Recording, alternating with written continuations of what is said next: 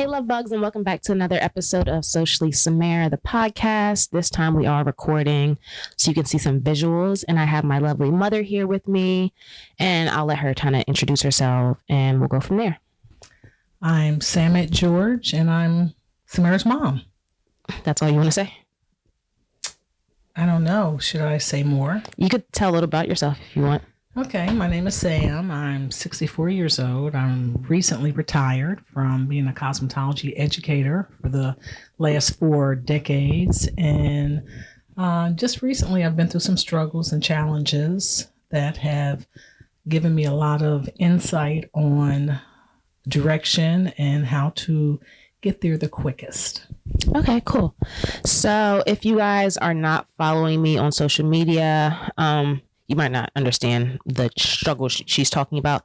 So my mom and dad each had cancer within the past 3 years. About 2.5. 2.5, 3 years. My dad had prostate cancer and he beat it. We turned around a couple months later and found out my mom had cancer, lung cancer and brain cancer. She beat that. So I'm just giving her kind of a platform, I guess, to speak on her journey and her diagnosis, and then like the things that she has in store coming post being cancer free. Yes. Okay, well, just as quickly as I can, probably about less than a year ago, I went to Florida with my daughters and we had a nice trip. And when I came back, I was doing a lot of coughing and I just assumed I had picked up COVID. So I go to the hospital, they do lots of tests. They told me I don't have COVID, but I do have pneumonia. So for about 4 weeks, they treated me for pneumonia. And after 4 weeks, when I couldn't get rid of the cough, I called my primary physician and he told me he was going to pull the records and see if he can find out what's going on. And he called me back a few hours later and told me that he did look at the records and I may have had pneumonia, but that I definitely had a mass on my lung and that I need to go to a lung specialist right away. So he made some arrangements. I spoke to a lung specialist who told me that basically they would have to do a light surgery, a biopsy, and get a sample of the mass that was shown on the x-ray to know exactly what it was and preferably to rule out cancer. So he set up the biopsy. We did the biopsy. He called me in a few days after and told me that the results were back, that I had 3rd stage lung cancer that was spreading very quickly. And I asked him how he knew it was even spreading. And he said he looked at the x-ray from the pneumonia, which was about 4 weeks before, and that the mass had almost doubled in size since then. So they knew it was moving. So he suggested that it come off and said that it was too large to surgically remove at that time, so they would have to shrink it. So he was going to send me out for lots of tests to see whether our best option was chemotherapy or whether we should go with radiation. So I spent a good week doing a lot of testing, and at the end of the week, the doctor called me back and said the test results were in, that I did not have 3rd stage lung cancer, but that I had 4th stage lung cancer and it already went to my brain. Prior to that, just so you know, when I first got the information that I had 3rd stage brain cancer, I called my family and I called my pastor, and he suggested right away that we start fasting and praying, which we did. And we fasted for a week. We started with just a half an hour of prayer in the morning, and then juice all day, and then a half an hour prayer in the evening, and then fruit all evening. And we did that from Monday to Sunday night. And when I woke up Monday morning, it was obvious I had been crying. My pillow was wet. My eyes were kind of pasty. And when I started trying to figure out why I was crying, I remembered that I had a dream. And the more I started thinking about this dream, I realized, wait a second, I had a dream that God spoke to me. But then when I really started putting the pieces together, it was obvious to me that it was not a dream, that God actually spoke to me in my dream, that he spoke as clearly as we're speaking now, and said, Sam, this is not about you. It's all about me. There are too many people who still do not believe I'm on the throne and in the miracle making business. So I need to use you to let my light shine through, to be a beacon to draw others to my kingdom. To be a vessel. Yes. Isn't that what it's, a vessel? Yes, a vessel, yes. So I knew from the beginning, I thought for a minute I was crazy, but it just didn't sound crazy. It didn't feel crazy. It felt for real. And so I started telling people, and I was afraid that people would think I was crazy when I said, God spoke to me, for real spoke to me.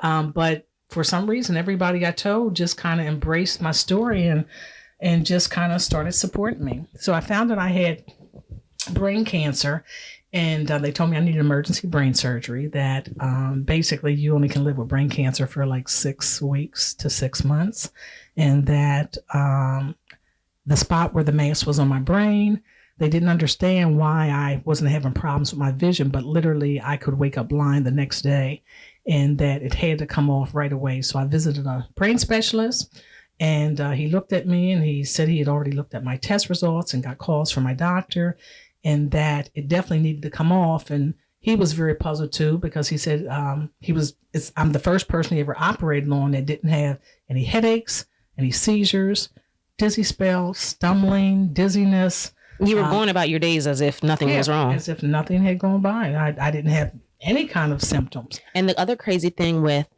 my mom going into the hospital for the emergency brain surgery, my sister had a baby the day before in the same hospital. Exactly. Which kind of was a little scary in our culture. Sometimes we have a saying that when God takes one, he gives one. Mm-hmm. And so because it was so close, I was just hoping that was not they weren't taking you to give us a baby, because for all that, they can keep that baby. No. So I went to the brain surgeon, and he started taking tests. He told me that the tests that they had taken were all for my lung, but now that we found this brain problem, he had to take his own test. But he was going to schedule me for surgery on Wednesday. This would have been on a Monday when we spoke. So I ran around all day taking the test that he wanted me to take, and then Tuesday night, before the Wednesday morning surgery, he called me to ask me if I was ready for surgery. And I told him, yep, I'm all prayed up and I'm believing and standing on the promises of Jesus Christ. And he said, okay, that's wonderful. But my test results came back and it's gone to your spine. So now we're dealing with lung, brain, and spine. And he told me he took the liberty of reserving the operating room for the following week, and we were going to come right back in there. He explained that through the brain surgery afterwards, I'd have to be in the hospital for probably about a week or two, and then I'd go to rehab for another 2 weeks. That it's very common that when they operate on your brain, that your words may be slurred and your motor skills may be a little off. There was nothing wrong with my mother. She came out of brain surgery as if she went in for a regular physical checkup and was talking, was moving. She was a little groggy. It was scary. Because, like I said, we were already in the hospital for my sister, literally a floor above, I think on the same side of the hospital and everything. Yes. So my dad and I were bouncing between rooms, checking on Ani and making sure her husband and stuff, they were all okay, running downstairs with my mom. So during all of that, I remember going to the hospital, and I didn't really show my parents that I was upset or scared. I kind of kept it to myself because I knew they were already dealing with so much, and I didn't want them to think, oh, this is something else we have to worry about. Our daughter, scared that she may be losing us, or whatever the case may be. So I kept a lot of my emotions to myself. But I remember walking into the ICU, mm-hmm. the ICU recovery area, and my mom just had bandages all over her head, like a mummy. They wrapped her head like a mummy. So I'm thinking, oh my gosh, and she, when we walked in, she was also like half asleep. So I'm thinking she's still like under anesthesia or whatever the case may be. And as soon as she started hearing us, my dad let her know, like, hey, your daughter's here. She perked right up and was like, hey, you guys, and was talking. And it was like, are you supposed to be talking already? Yeah, and it was the real brain surgery where they literally took a saw. Well, first they took a scalpel and they cut your scalp and they peel your wig down a little bit. And then they take a saw and literally saw off your skull and lay it to the side and operate on your brain, and then put your skull back on and bring the Grey's skin back in real life. So they told me I'd have to, go through the rehab and I'd be in the hospital for a while. But unbelievably, the next morning when they came in, I was doing great, and they didn't understand why my words weren't slurred. Or in fact, when they came in, I was in the bathroom, and they started right away saying, Miss George, where are you? Where are you? And I said, I'm in the bathroom. They were like, what are you doing in the bathroom? And I was like, number one. And so then I came out, and they didn't understand how I even walked there. So they called a doctor in, and some physical therapists who looked at me and weren't sure what was going on, and just said they wanted to monitor me for a little longer just to check on things. And the next morning I woke up and I was not in any pain. I wasn't going through anything. There were no slurred words or any stumbling. They walked me around the hospital and up steps, down steps to make sure I was good, and came in and said they don't understand it, but I could go home.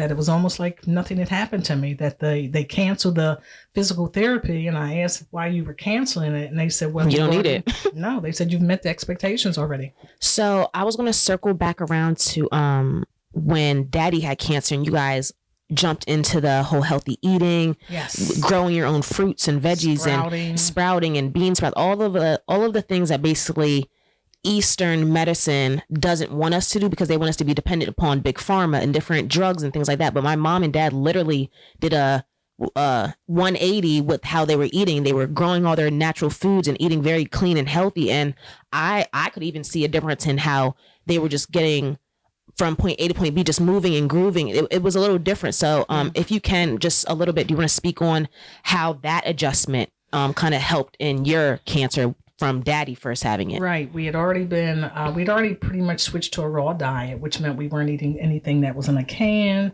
or anything, excuse me, or anything that was frozen. So we did a lot of vegetables, a lot of salads. And when we did cook our food, our vegetables, we just kind of steamed them lightly. We didn't want to cook all the nutrients off. We gave up salt, gave up sugar, gave up caffeine. Mm-hmm.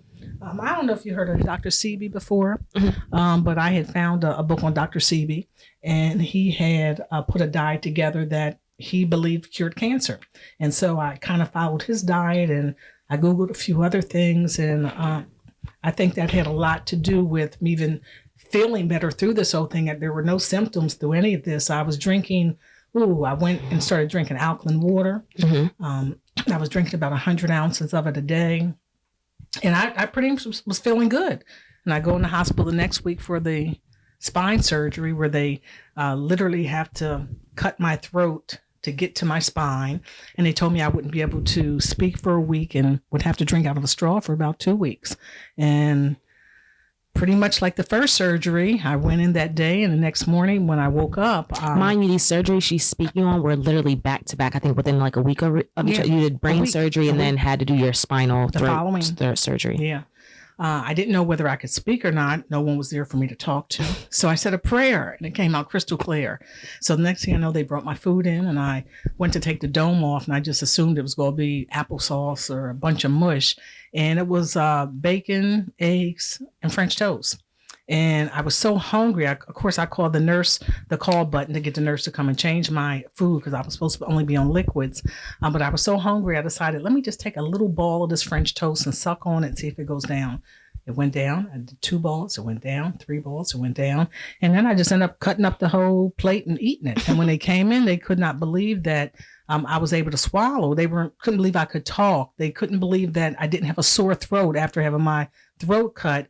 And they pretty much examined me. They sent a physical therapist in, sent a doctor in. He said, I don't understand you, but you can go home. And just like the first surgery, I left out the hospital, went to the grocery store to fill my prescription. While they were filling it, I did some grocery shopping, and I came home and cooked dinner. That was both after the brain surgery and after the spine surgery. So basically, my mom is, what can I say? She is one of God's favorites. I think that's how we like to say it nowadays.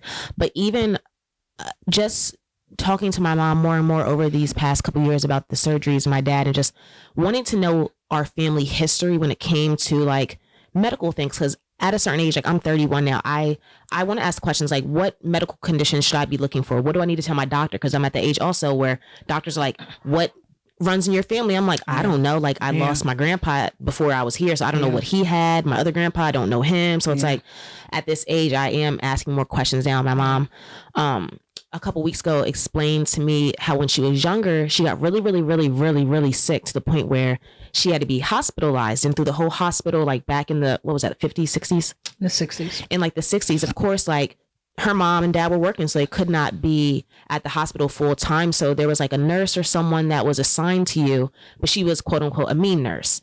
But also there was another nurse that was super kind and sweet and just like there for a child who's in the hospital to keep him company. Mm-hmm. Long story short, my mom is discharged from the hospital, and my nana basically was like very big. Well, she was very big into giving thank you cards, giving appreciation when someone did something for you. Yes. So she was basically like, hey Sam, let's take a thank you note to the hospital.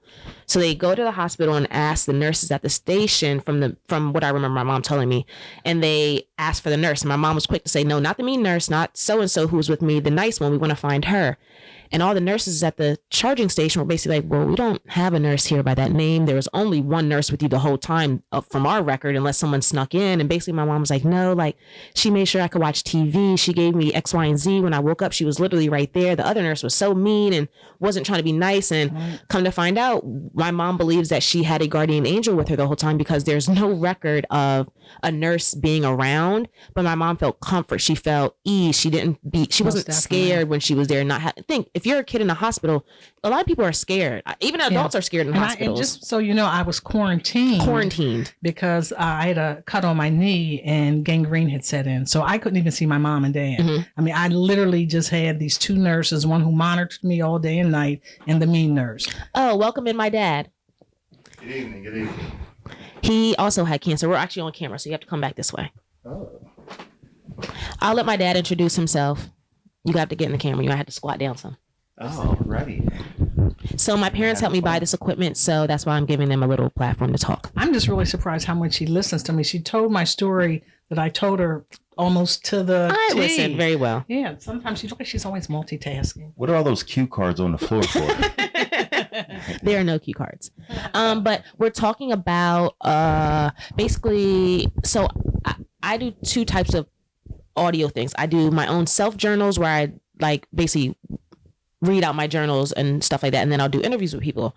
So one of my journal entries I'll be doing after this is called Cancer in the Family. So I'm just basically talking about you and mommy's cancer diagnosis. I was going to actually have you on your own just to talk about your stuff separately, but since you're here, you can introduce yourself and we'll bring you on another time.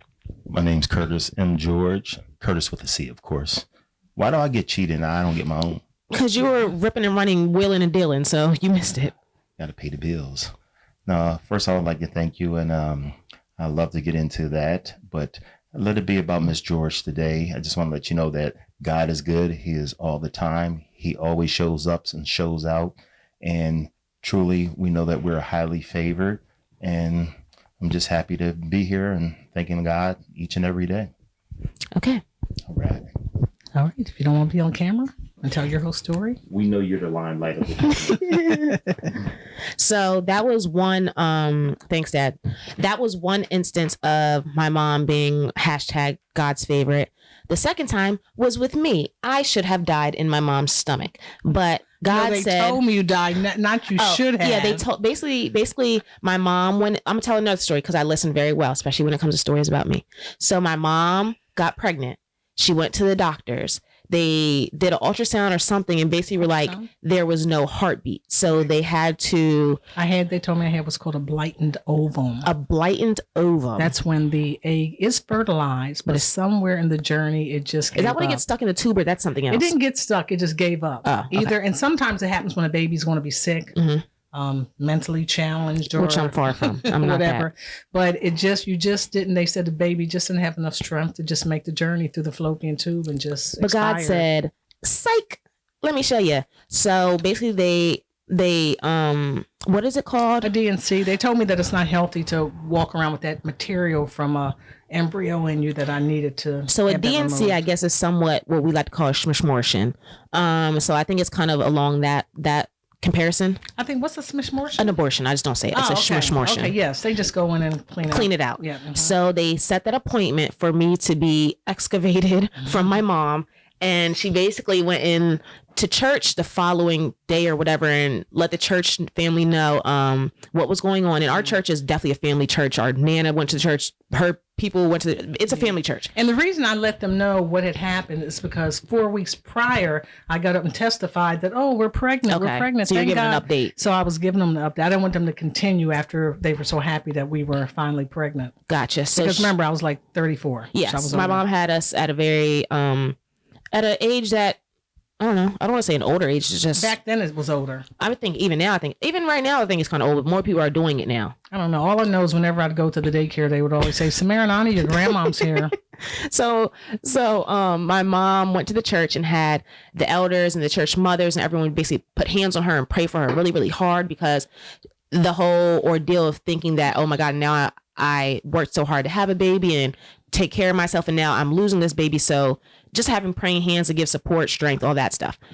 Come to find out, God had a different plan. And basically my mom went to the DNC thingy for the appointment, and the nurse was doing another ultrasound, blood pressure, whatever. And my mom was crying, if I'm not mistaken. And the nurse was basically like, what are you crying for? And she's like, I'm in here because I have to get a DNC and my baby didn't make it, blah, blah, blah. And the nurse was like, well, what are you talking about? What? And my mom was like, well, I came the other week and they said there was no heartbeat and I had to get a DNC because I couldn't walk around. And the lady's like, well, I'm looking at a heartbeat right here. And basically I was like, alive. So light flashing. That's what that is. So I was alive. And I'm one of God's favorites also. And clearly I'm here 31 years later.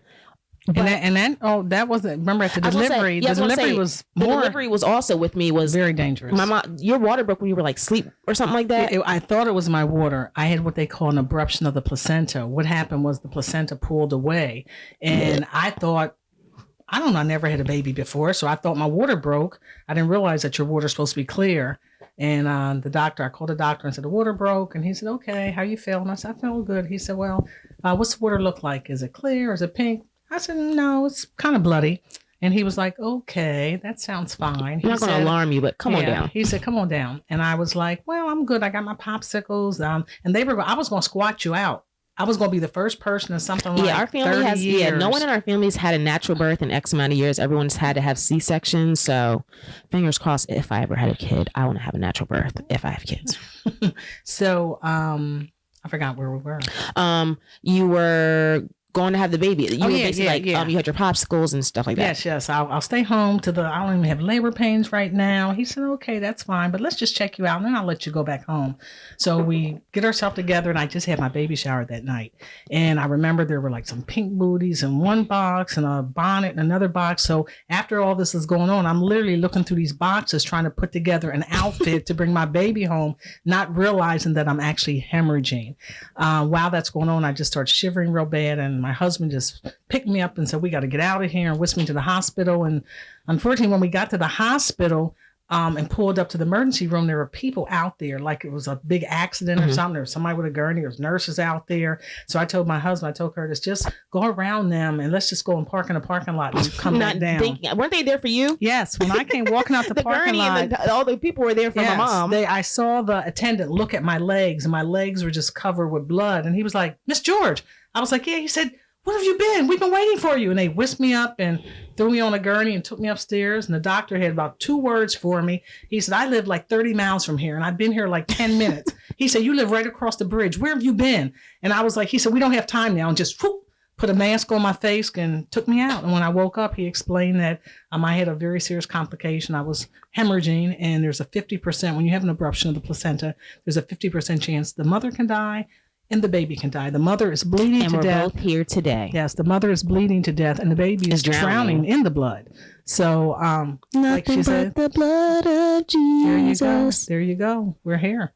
Okay, so let's and then she had my sister. She was perfectly fine. No cool story with her. But my let's sister go back to the chemo after the. Yeah, that's all I was gonna go back to that's all I was about to say. Let's fast forward. You don't have notes or anything, so I'm really impressed that you're remembering all this stuff. Sometimes I have notes. Sometimes it's just more of a casual conversation. Okay. So yeah, let's fast forward 30 years to back to the cancer and everything like that. Oh, I came out the throat surgery, and they told me okay. Oh, the first miracle was when I came out the throat surgery, or the spine surgery where they cut my throat. The doctor told me, he said, I have some news. He said, I have to really apologize. He said, for that diagnosis I gave you last week with the brain cancer. And I didn't understand. I said, what do you mean? He said, everything pointed to cancer in your brain. He said that I'm going to show you this x-ray, this ball here, that's a tumor, and all these little things, specks around it, that shows that it's metastasizing and it's moving. He said, but when the pathology report came back from the sample I sent, they said there's no cancer in your brain at all, which was wonderful because it took my stage of cancer from a stage 4, which was not curable, to a stage 3. And now they said, okay, now we're going to try to cure you. Initially, they told me, they said, all we could do is try to extend your days. But the fact that there was no cancer in my brain. So what does that mean? That means I had cancer, but by the time the report came back, I serve a God that works in the midnight hour. He said, I don't need to take care of this right now, but I'm going to take care of it in the nick of time. And when the pathology report came back to the doctors, they were amazed. They were amazed already with the fact that I came through this brain surgery with no problems and this spine surgery. So they were like, we don't know what's going on, but we're taking you down to a stage 3 and we're setting up an appointment to have a port implanted. Oh yeah, you did. So that because you were on chemo. Yeah, so that I can get the chemo without being stuck every single time. So I went through extensive chemo, like 8 hours with a IV drip, and they told me that I would lose my hair, that I would be nausea, vomiting, fatigued, and that I would lose weight. And nothing happened. I literally went home from chemo and went to the salon and cut my husband's you cut hair. your hair willingly. I was about to say, it wasn't even like you were like, it wasn't like chunks were coming out how I envision some people when they go through chemo, like they talk about like they're just in the shower and it's like clumps and clumps. Like it wasn't really any crazy hair loss, and you more so willingly cut your hair. Well, I never did. The only haircut I got was after the brain surgery. They gave me some crazy bozo cut for brain surgery. They only cut away the hair. So they cut like the crown part. Right. If you're watching on YouTube right now, they basically cut the crown off. They shaved that part off to get to the skull, right? And they left the other hair. So like it reminded me of like the old men who have like the bald middle and like the hair on the side, like the clown. Yeah, the bozo.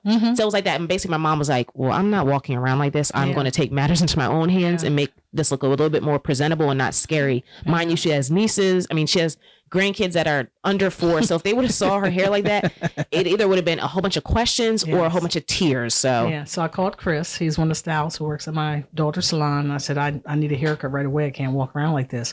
And he said, didn't you just have brain surgery 3 days ago? And I said, yeah, but I need a haircut. He said, I'm not putting clippers on your head. You got staples and all kind. I said, Chris, you got to cut this off. I just will look so much better and I'll feel better. So I figured I'd rather have all my hair off than the bozo look. Yeah. So okay, so we're gonna keep fast forwarding a little bit more. So after you were done with surgery, recovery, everything's good. Basically, because my mother had such a testimonial time at the hospital, and basically she had doctors praying over her. She was in good communication with everyone, and my mom was honestly like a light in the hospital that a hospital needs when it's a place where it's sadness and people are going in there not knowing if they're coming out. So my mom's time was not just there for herself, but she was putting that energy into other people that she came into contact, whether it was chemo or the doctor. So the chemo room's a very sad room. You can look at people and see where they've already given up hope. And remember I told you I was actually laying all day next to Chef Casey. Yeah, one of our really good chefs we realized was going through chemo. Our parties, but I didn't even recognize who he was because he had lost a lot of weight.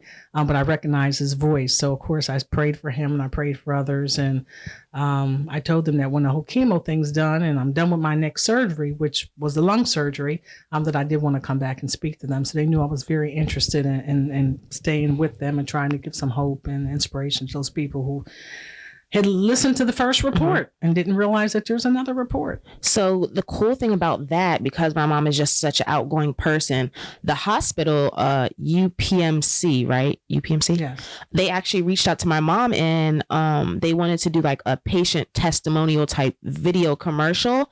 And unfortunately, I didn't get to be in it because I was in Paris when they were shooting, but they did a whole campaign commercial around my mom. It was like, from the pictures I saw, I'll try and attach them into the YouTube or post them on the Socially Samara Instagram so you guys can see like the house. It was a full-blown production. Yeah, we thought that. I thought it was just going to be like a cameraman and a sound person, but literally when we pulled up, first of all, it was such a turn on because they had us take pictures all around our house a couple days before the commercial was going to be shot and to send them. So when we walked into this house, first of all, the house was fabulous. It was for sale and they must have rented it to do the shoot. It was probably like an Airbnb type thing. Yeah, and I think when Ani Googled the realtor to see what the house cost, it was like $2 million. But it was so neat because when we walked in the house, there were pictures of my grandkids on the wall, me and my husband's wedding picture was framed, and my daughters, and it was like pictures, like it really was my house. So it made me feel really comfortable. And one of the reasons, since Samara skipped over just this last thing of why they did this, the last surgery was the lung surgery. All those other surgeries were to take care of my brain and my spine, and then the chemo was to shrink it. So they did a biopsy to see whether the chemo was effective or not. And they went in and did the biopsy, and the doctor called me and said, everything looks good, but I think I saw something else. He said, so I want you to take one more test. And I'm thinking, oh, what more could it be? And they had me going to take some tests. And when I came back, he told me, he said, we've met with the tumor board. We're going to move forward with the surgery in 2 days. He said, but I wanted to let you know, you have a very strange anatomy. He said, I thought I saw something, so I sent you out for the extra x-ray. And you have what we call not uncommon, where you're supposed to have 2 lobes in your left lung, an upper lobe and a lower lobe, or upper chamber and a lower chamber, and I had a mass on the lowest one. He said when they went in and did the 3D x-ray, he said it showed that I had a not uncommon, that I had 3 lobes in my lung, where the average person or most people or everybody has 2 lobes. And he said he didn't understand that, but I told him, I said, I understand. And I said, 65 years ago, before I was placed in my mother's womb, God knew I was going to need an extra lobe for an occasion such as this. And because you have to be born with them, you don't grow them. And so we didn't even know that I had that extra lobe. So even after they did the lobectomy and took away the lobe, now I'm still like normal people, and I still have 2 lobes. Yeah. So I got through that. They told me the same thing with the lung surgery. I'd be in for about a week or so, that they would probably have to put me on oxygen, help me get my breathing regulated, work with a physical therapist. And believe it or not, by that evening of the first surgery, they came in and checked me, and they said, we don't even understand how you're breathing like that. We need to send you for some more x-rays. Something is very off here. Sent me for some x-rays. I come back from the x-rays. They call the doctor in, call the physical therapist in, they meet, they run a couple tests, and they look at me and say, you can go home. There's no reason to keep you here. The physical therapist said, you're breathing as strong as I'm breathing right now based on these tests. So you can leave. And I did the same thing. I left, went to the grocery store, did some grocery shopping, and came home and cooked dinner. Okay. And that's when they reached out. After that, I got a call from the marketing department at UPMC that said I was reported to them by doctors and nurses, and we want her to speak good on us. So then people were telling me, oh, you need to keep a journal, you need to take notes. So I wrote a bunch of notes together, and then people started saying, Sam, this story is so unbelievable. You need to think about writing a book. And I don't even read books. I'm just not that person. I'm just busy with a lot of other things, so I didn't know how to start it. And I asked my daughter, Samara, and she suggested that I call a friend of mine, Panay, who has written a book before. Yeah, but when I called her, she said, oh, I don't really write books. She said, call a ghostwriter. They'll write your book for you. So she gave me a ghostwriter. I called her. She didn't call me back. I called her a second time. She said she'd get with me in a week. She never got with me. So I just started writing on my own, and I didn't really know how to write, but I Googled a few things and I started writing. It pretty much said that a book is pretty much like a book report. There's an introduction, a body, and a conclusion. And every chapter is pretty much a book report. So I started writing. The first chapter took me 3 weeks to write. And then I was ready to give up. And then I saw a scripture that said, any good works that you want to do, you should commit them to God, and He will establish your plans. I think it's Proverbs 33. And so every morning I would get up and say, God, I want you to help me write this book. I want to be decent and in order, and I want to honor you. And from that point on, I went from taking a chapter from 3 weeks to writing a chapter about a day and a half. And so where my deadline was November to have this book in, I actually completed it. How many months is before November now? Are we close to 6 months away from November? Yeah, I think we thought it was going to take about 6-7 months to write the book, but I ended up writing it probably in about 6 weeks. So that's where we are now. We're very excited for my mom to, literally just a minutes ago before we started the podcast, she submitted her questionnaire to the publishing company, just some basic information about what book size, what type of paper, what the bio, just information to get the book started. She just submitted that. So that's really, really cool. I took her picture. Yeah, and we took her picture. She's letting me be kind of the social media person behind her book. Social media manager. So yeah, we've worked on that today. We took some pictures for the cover of her book, and I think it's going to be really, really an interesting read. I The haven't name read of the anything. book is Few Are Chosen. And you will be able, it'll probably be another 2.5 months before it's out, but you'll be able to find it on Amazon or Barnes and Nobles, or if we have a website, Counseling for Everyone, the number 4, the word every, and the number 1. It's counseling for everyone, basically who are dealing with struggles from life, life's challenges. I'm trying to see what we could talk about. I mean, it's just, the book thing. Anything else? My plan, I'm just feeling really good about it. I see myself doing some book signings and we were talking about getting that. a little free travel in there. We had purchased, when I thought I had pneumonia, me and my husband love to travel. So when I thought I had pneumonia, we decided we were going to stop using the airplanes and public transportation and hotel rooms. And we went and got an RV. And we've only had it out. It's been a year. And then right after the RV, I got the diagnosis. So you couldn't even take it out. Or I don't want to say sick. When people would tell me, I heard you were sick, I would tell them, no, I'm stop that rumor. I'm not sick. I just that was the other have thing a diagnosis. we did. We meaning my sister, my dad, and I, we had to tell a lot of her friends, like, stop talking to my mom, because they weren't giving encouraging words. It was more so words of what other people went through with their cancers. And we had to explain to people, my mother's cancer is not like your cousin's cancer, is not like your sister's cancer, is not like your dad's cancer.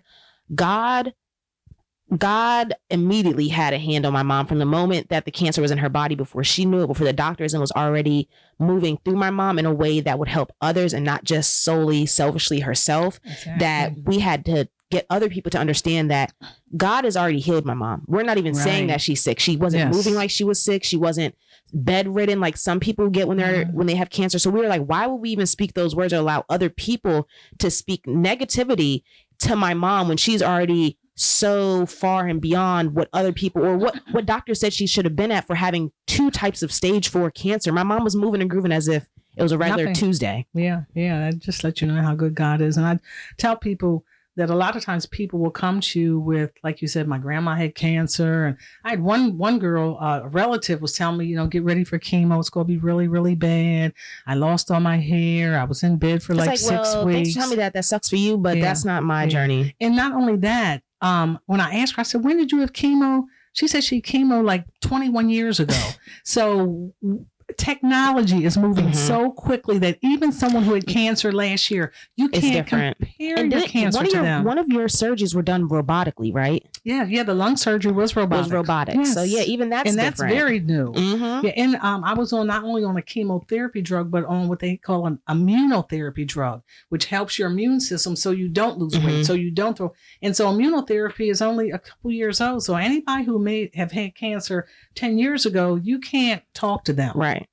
You probably shouldn't talk to anybody who had it last year. Anybody who has any type of sickness, because you don't know what their health histories are, what their dietary, anything could. If they're a smoker, that could be the difference between them being healthy and not. So it's like, I get people are trying to be helpful, but it's not helpful. It's scaring people. It puts people in a state of, okay, now I'm scared, which might be putting signals to other parts of my body to shut down even quicker because I don't know how to handle it. So it's like, it's a lot when it comes to the whole cancer thing. And I think everyone deals and handles it differently, not just the person with the cancer, but the people that are in that circle with the person. So I think it all just depends upon how you and your circle and or team decide to handle the cancer. And I think I don't think people purposely try to give me negative stuff. They just did not know. Their own, they're sharing. Like I would come home and there'd be books in my door. How to beat cancer with cooking. And one day I came home, a very good one of my best friends said, I have a surprise I sent you. And I was like, wonder what she sent me. And the Amazon package came, it had like 5 cancer scarves in it. So that just in case, I guess she assumed that I was going to lose my hair. And so she was being proactive. Yeah, she was being proactive. I love her. And she definitely, but you just have to I had to actually pray for God to bridle some tongues. I mean, where people were literally saying, oh, I heard this, or I heard you were sick. And I quickly would tell everybody, if you heard I was sick, please stop that rumor. I'm far from sick. Yeah. I had a diagnosis. That's pretty much it. That's pretty much it. Okay. What? I think that was it. I think I got through everything. So if you want to follow my mom's journey, I'll be creating her a social media page in the next like week or two. Most likely it'll just probably be Samet viewer chose. I don't know. We got to figure out a social No, media I think name. it's going to be the same as the website, Counseling for Everyone, because I don't want it to be just, I've had so many struggles. Like you said, I've beyond cancer. I've had houses foreclosed. Yeah. I've had, cars repoed. Like I said, we had a pregnancy scare with losing a baby. We had a house fire where the day my husband came home from the hospital and just requested fried chicken after my mom his almost surgery. burned the house down. But I did burn the kitchen down. Yeah, she burned the kitchen and down. we had to move into a hotel for a couple months. So, and then while we were in the hotel, and my book tells all this, while we were in the hotel probably 3 weeks, I get a call 7:00 in the morning from someone saying, "Are you watching Facebook? There's someone video and looks like a bomb went off at your property." Oh yeah, my sister's accident at her property. Yeah. The past 2 years have honestly been a lot for our family as a whole, but also I think it's made us a lot stronger, a lot closer, because we realized, like, honestly, we have a very good extended family as well as our immediate family, but it brought our immediate family, I think, even closer, even though we're already close. Like I see my mom and dad probably every day. But I think it brought us closer on a spiritual level and just on like more of an adult level. I think, not saying we were missing that, but Ani and I, we were always close together, but I don't think we ever had like that adult relationship with our parents, which was perfectly okay. They weren't like treating us like kids. Yeah. I've been an adult since 21, but we never took the initiative to like, oh, do you guys want to just hang out and get a glass of wine and just talk about life and stuff like that? It was more so like ripping and running. I'll stop by and see you before I get on the road type situation. But now, like, I enjoy coming to my parents' house and just having a glass of wine and just being with my parents before it's too late. Not to be scary or anything, but there are people, I have friends that don't speak to their parents. So I'm like, if I got a phone call tomorrow saying that one of my parents died, it's like, have I spent enough time with them? Did I tell them I loved them? What was the last thing I said? Did I tell them about the next activity I'm getting into? Like little things like that. I think I cherish more because I'm more of an adult, and I realize those types of things are very valuable in life, and I learn a lot from my parents. It goes both ways. I feel the same way. I mean, I have so many friends or clients that tell me that they haven't seen their kids are grown, like Samara, but they haven't seen their kids in like 4 years, and they only live in New York. I'm like, how is it your kid only lives 4 hours away and you haven't seen them in 4 years? But I don't even know what it's like to go even 4 hours. So my daughters start early in the morning. From Agnes, I probably get at least 6 calls a day. She calls me every day. And on work day, she calls me at least by 7:30 in the morning. Yes. And it's either something about the school and work, or sometimes we'll just not even talk and we just want to be in each other's FaceTime while we're getting ready. Yeah. So, but I enjoy the relationship that has came from the diagnosis. My daughters both have treated me like a queen since then, and have really let me see that they really are adults. You know, that they're not kids, that they understand, and they were ready to step in and help and do everything they had to. And I tried to milk it for a while, but it got hard. I figured I should really be milking this right now. You know, they were bringing me food. I mean, I could cook. I came home from surgery cooking, but they felt like they wanted to send food or share meals. And I was like, okay, but I probably could have milked it a little more. But I was just so happy to see how well they were handling it. I told them, I remember from the very beginning when I called them up and we were going to talk about it. And Samara was the first one who just kind of a little teary eyed. And I remember telling her, we're not going to do that. You know, no tears, just prayers. I'm the emotional one. Out of Ani and I think I'm more emotional. Yeah, that's why. But I was like, that's our slogan. It's going to be no tears, just prayers. And we're going to stand on that. And if anybody asks you, that's what we're going to do. So I was very happy that they handled the way they did, and didn't let people sway them from the left or right. And they believed me when I told my daughters that God spoke to me. There was no question like, oh, you're crazy. We don't believe you. They were like, wow. If my mom says God spoke to her, God spoke to her. I think other than that, I'm trying to think of what other updates. I think that's it. Well, just that I did go back for my follow-up treatment 2 weeks ago. Okay. And this was the second follow-up, and he said, you're doing remarkable. He said, and I asked, I was like, does this mean I'm like in remission or something? You told me they can't technically say you're cancer-free unless it's been like 5 years. He said, but there's 2 types of remission. There's partial, where they got most of the cancer, and there might be something left where you might need a little chemo or maybe take a pill. But they said no. They said from all the MRIs and scans and X-rays, they literally do not see any cancer in my body at all. So that's pretty much it. Does it surprise me? Not really, because God told me from the very beginning. I knew how this was going to end, and I'm just so happy that the main thing that God wants me to do now is just to open my mouth and to share my story, and to ask people to share my story, so that people do realize that there is hope, that there is another report, that it does not matter what a doctor says. It doesn't matter if it could be something simple like maybe you're trying to get into the college of your choice, and you get instead of getting a letter that says congratulations, you get one of those we regret to inform you. Or it could be, a car. Maybe you were turned down for a car loan, or maybe there's a nice apartment you're looking for and they said your credit's not right. I'm letting you know, no report trumps God's report. And if we just really learn to trust and believe and step out on faith, and that's where a lot of people get confused with the trusting and believing. You really have to have faith. And the Bible says that you only have to have faith the size of a mustard seed. I don't know if you've ever seen a mustard seed, but it's just about 3 times the size of a grain of salt. So you don't have to have a lot, but you do have to believe. And from the very beginning, I knew my faith was going to get me through. There's a woman in the Bible, I don't think they give a name, who had an issue of blood. And she believes that she heard Jesus was coming through her town. And she believed if I can just touch the hem of his garment, he doesn't have to lay hands on. If I can just touch his clothing, I know I'll be healed. And it was her faith that healed her. So I remembered that. And I was like, okay, that's me. That's going to be me. Mm-hmm. I'm going to believe no matter what anybody says. I'm not going to be swayed to the left or right, but I'm going to stand on God's promises. Yep. Okay, well, we are getting close to 50 minutes on here, so I try not to go above like an hour. Okay, I will say real quick that I did have to, in the very beginning, the first 2 oncologists I went to pretty much told me that it was incurable. Oh, yeah, you went to some doctors. Yeah, the one doctor told me there's no God. The second one I went to, she asked me, so she said, so do you want numbers? And I thought she meant like how much this whole thing was going to cost with all the chemo and the surgery. And I said, numbers. She said, how much time? Do you want a date?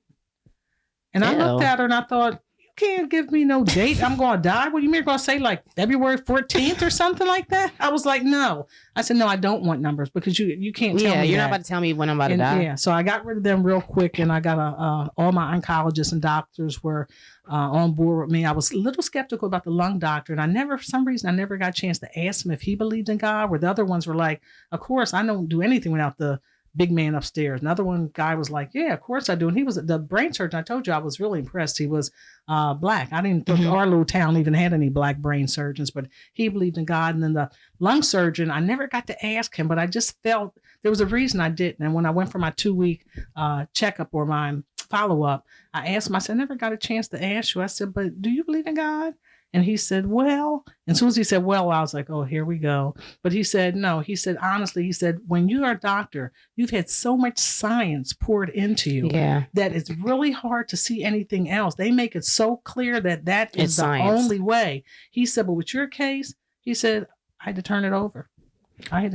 Sometimes all it takes is one person to make someone like believe or to put their eye toward God and be like, let me check out what Christianity is or what can happen if I do believe and put my faith in his sins and things like that. Yeah, but he was very happy when I saw him. He said, you make us look so good here. He said, he said, we're all so excited about the story. They're getting some wording in the commercial. So watch for the commercial. If you're anywhere in Pennsylvania, you'll see it. Yes, I'll be sure whenever I get my mom's Instagram page up, I'll make sure I tag it on the Socially Samara podcast Instagram page, and I'll keep updates whenever we get closer to the book drop. And we're working on like a book signing, maybe at Isabel's, which is I think it'd be nice at Isabel's. Isabel's isn't too big. Isabel's is nice. Yeah.